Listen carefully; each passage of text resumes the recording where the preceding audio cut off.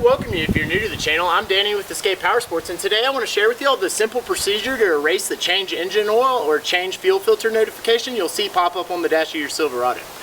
This procedure will also reset the percentage oil life remaining and the percent fuel filter life remaining on your trucks after you've completed that maintenance procedure. And if you need to see how to change the engine oil in your Silverado, check the links in the description below. We've already got step-by-step videos for both the 6-liter gas version and the 6.6 Duramax oil changes, as well as a fuel filter video showing you step-by-step how to change the fuel filter in your Duramax.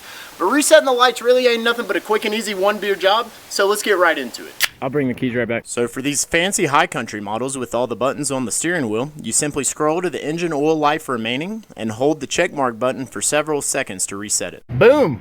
100% oil life remaining. Or alternatively, if you'd like, press the right arrow to reveal a reset option and click the check mark button to reset. 100% fuel filter life. But for the rest of us with older models or work trucks, we'll reset the change engine oil notification by turning the key to the on position. Without starting the truck, we'll quickly press the accelerator to 100% 3 times.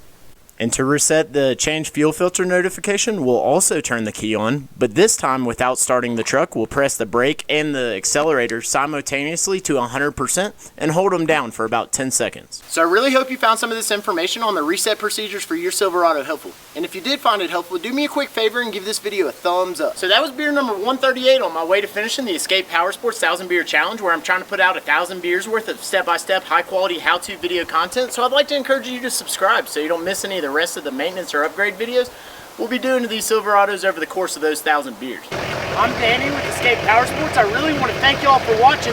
Until next time, we'll see you all on the trails.